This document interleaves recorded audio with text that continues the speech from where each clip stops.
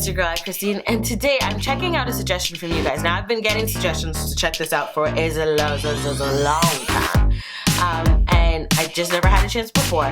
So we're checking this out today. This is My Teacher Murdered Someone by Let Me Explain Studios. Ever since I've done her first, my reaction to one of, not her first, since my first reaction to one of her videos, I've been getting this suggestion, and then there was more after learning about her drama teacher, which was freaking crazy. And then there's this one. Link is in the description box below for you to check out. Now let's get started and find out what the heck happened. You should expect a certain level of stability in your educators. I think we're all entitled to that. A lot of teachers there out are there bad awesome. teachers out This there, one was but there is a not. Stay huge cool, teachers. difference between bad and seriously dangerous.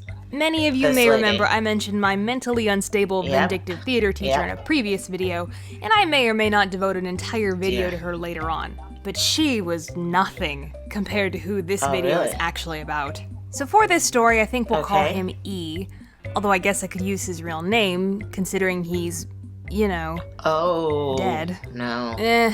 He might come back to haunt me. We'll stick with E.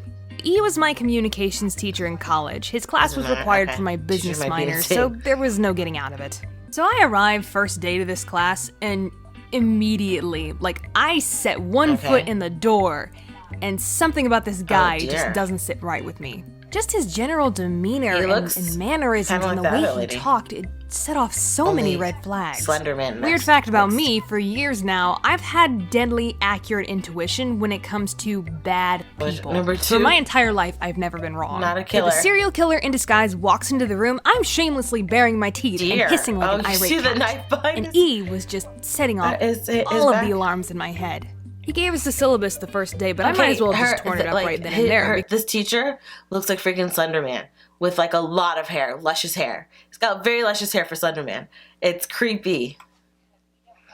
Because he never followed it. And listening to him try to explain an assignment was like listening to Tom Cruise talk about Scientology. I've never tried. And when everyone showed up to class with their assignment completed, he would be furious that no one did it right. Really? Very often contradicting his own previous instructions. The smallest things would upset this guy. I was once handed back a test that had a nasty note written in the corner because he didn't like the pencil I'd used. And yet half the time, he would teach the class dressed as a pauper and drop cuss words and lewd topics into the lecture like it was nothing. A lot of TMI personal stuff too, like seriously, dude, keep your love life to yourself. Because of that phone. And part of the problem with him being a bad communicator, despite being a communications teacher, he refused to stay after class to help anyone or answer any questions or clarify his nonsense, and then later would throw a fit about nobody asking for his help. His ego needed to be fed so badly that he would fish for compliments by constantly asking for feedback. Let me know what I'm doing right or wrong. Special emphasis on what I'm doing right. Of course. Because God help the poor soul who offered him polite constructive criticism. I got so sick of this guy that I went to the head of the department and complained. Turns out so did most of the class. And when the head of the department approached him about it, E took it out on us the next class, saying we should have come to him with our grievances. Would have, but we couldn't. So, my big incident with this guy came on the last day of school. One of these policies was, if you got a low grade on an assignment, you could correct it and turn it back in for a better grade. On the last day, he was handing back some of these assignments. He gave me back a paper I had corrected that was originally a B+, but when he handed it to me, he said the grade had gone down to a C. Did you get that? The corrected assignment went down That doesn't a grade. make any sense. Yeah, I was kind of pissed. To the point that I asked this jerkwad to meet me in the hallway so we could discuss it. I explained to him what I would think would be basic human logic for any functioning adult. That a paper that was more correct than the previous version should have a higher grade. Well, E started throwing out every excuse in the book, and I just kept debunking this idiocy over and over again with the same argument. Until finally, after like 15 minutes of talking and running around the issue, I had him backed into a corner. He started getting physically angry, making threatening gestures at me. I think the only reason he didn't touch me was because my friend Mary was sitting at a table in that hallway, watching and listening to everything. And then it all just kind of caved. He said, Rebecca, I think I'm just gonna quit teaching. He basically had an emotional breakdown in front of me, almost started crying. It was very strange and embarrassing. Several times I told him to calm down and take a breath. Admitting his defeat, he agreed to fix my grade, but then left class early right after that, his tail between his legs. Same day, I went back to the department head and told him what happened. Not like it did anything, because E taught for another 2 years at that school before leaving. I'm sure they did nothing. So now, I bet a lot of you are wondering, well, what happened to E? And as you might have read by the title of this video, something not very nice. Something very unfortunate, actually.